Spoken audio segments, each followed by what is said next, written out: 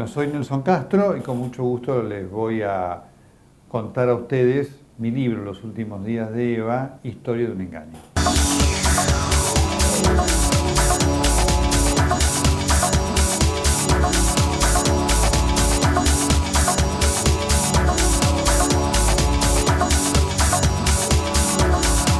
Es muy simple y es muy atrapante. El libro nació como consecuencia, y toda la historia de la investigación, porque el libro abarca también al documental, de enfermos de poder y de una carta que un día nos manda una colega, Alba Piotto, diciéndonos que su mamá había estado a cargo de la mesa de entradas del Hospital Presidente Perón en los días en los cuales Evita se operó. Ella nos decía que a lo mejor la mamá tenía ganas de hablar, cosa que finalmente no ocurrió, pero ahí despuntó un primer atisbo que después se vio reforzado por un episodio que sucedió en la Feria del Libro con la presentación de Enfermos de Poder que compartimos con Magdalena Ruiz Guiñazú, con Joaquín Morales Solá, cuando hubo una parte del auditorio que me preguntó por qué no había incluido a Eva Duarte de Perón entre los casos del libro, ¿no? Así que les explicábamos que no había sido porque Evita no había sido presidenta.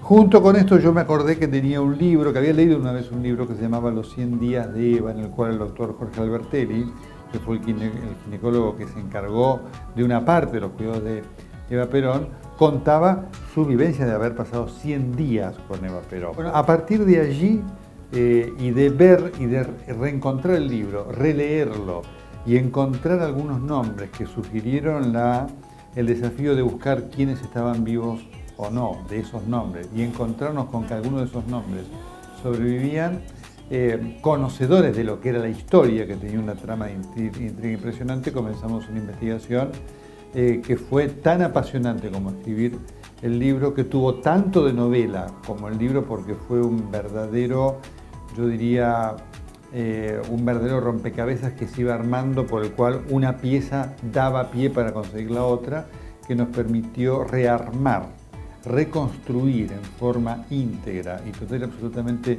documentada un episodio impactante de la historia argentina al cual ningún historiador había podido abarcar con esta amplitud. La operación que Ivanisevic le hace a Evita es realmente demostrativo de cómo la política contamina el ejercicio de la medicina. Ivanisevic la opera después que ella tiene ese malestar, el 10 de enero de 1950, descubre que no tiene apendicitis, descubre que hay algo en el útero, pero no se anima a avanzar por el temor que le impone la figura de Eva Perón. Y le comunica a Perón, que probablemente ella tuviera un cáncer, le comunica a ella que está enferma, pero no le dice que tiene un cáncer. Y efectivamente ahí Evita pierde la única oportunidad que tuvo de haberse salvado. Se produce el diagnóstico del cáncer de Evita, se decide que la única chance operatoria que tiene era la de una operación. Para hacerle una operación había que hacer un tratamiento preparatorio a base de radium para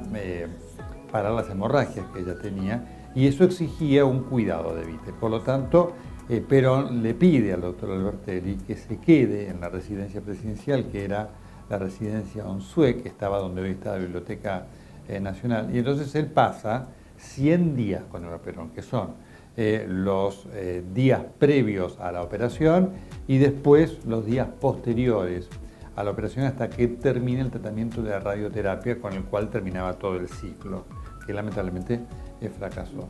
Y por supuesto la experiencia de Albertelli es impactante, porque él tiene que enfrentar no solamente la dificultad del caso, no solamente ser parte del engaño del diagnóstico, sino que él después tiene que enfrentar la intriga política que tiene como una de sus consecuencias que él no sea el cirujano que la opera a Evita, cosa sobre la cual él debe callar, con consecuencias para él, porque hay una serie de complicaciones posoperatorias que surgen, las cuales se le achacan a él, siendo que él no había tenido ningún tipo de responsabilidad. Lo de Albertelli y estos testimonios permiten claramente dividir lo que era la figura de Evita, ¿no?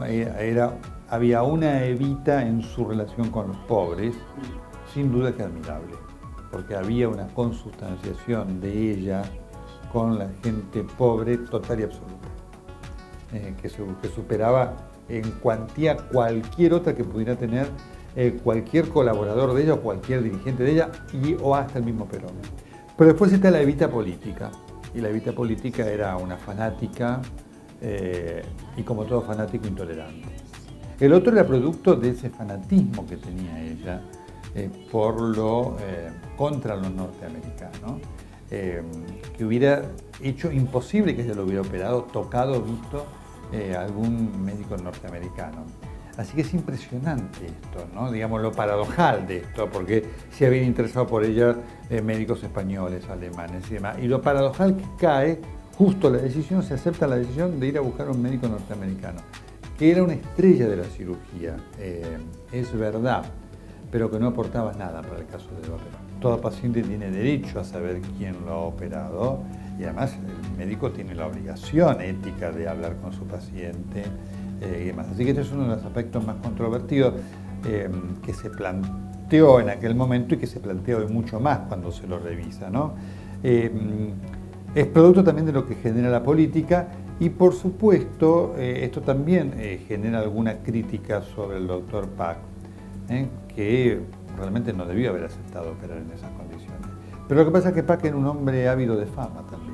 Pack era un hombre que coleccionaba celebridades y para él haber operado a Eva Perón era un elemento importante que le produjo cosas importantes. Él recibe una condecoración importantísima del gobierno argentino como consecuencia de esto, que hace al renombre y a su fama mundial. Pack viaja a la Argentina en el año 51 4 veces, viaja cuando viene para el Congreso, después viene en octubre, después viene para operar en noviembre y viene en diciembre.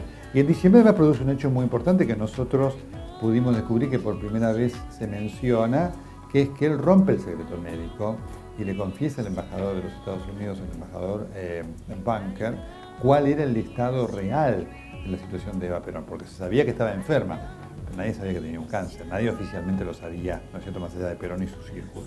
Porque además lo que pasó estaba oculto, es decir, había una trama oculta.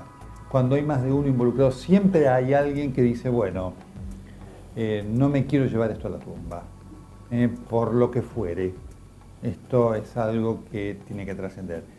Basta que uno hable para que después comiencen a hablar todo. Esto fue lo que pasó, es decir, el primero que habló fue Canónico y cuando habló Canónico, todos se sintieron liberados para poder hablar, porque además todos lo que demuestran que tenían un peso, era muy pesado lo que les tocó vivir, y era de un significado histórico no menor. Fue muy apasionante vivir, por eso está contar la historia de la investigación, que demuestra la pasión que nos generó durante 2 años, y la adrenalina que nos generó decir, bueno, tenemos esto, aparecerá lo otro. El momento que apareció la historia clínica fue un momento inolvidable, cuando encontramos ese papel, que era la piedra filosofal de un documento esencial que nos estaba faltando, porque nosotros sabíamos que había por lo menos 2 historias clínicas llevadas. Una se había perdido y no sabíamos dónde estaba la otra. Así que no, claro que para nosotros fue una pasión y fue una obsesión. El caso Eva Perón constituye un ejemplo más de las deformaciones que se generan en el manejo de un caso médico cuando él o la paciente es alguien del poder. Es, una vez más, la enfermedad de poder que mata, de la que Evita fue una de sus víctimas. Cuando el 10 de enero de 1950, Eva Perón debe ser operada luego de sentirse descompuesta en el medio de un acto del Sindicato de Conductores de Taxis, el destino la pone frente a su gran y última oportunidad de curación. Sin embargo, su idea de que lo que querían hacer con ella no era curarla, sino alejarla del poder, la condenó a muerte. Cuando 1 año y 8 meses después su enfermedad hace eclosión, ya es tarde y nada hay que pueda hacerse para evitar el peor de los finales. El caso reúne en sí todos los elementos de la tragedia y tiene, a su vez, una trama propia de una novela llena de intriga e interrogantes.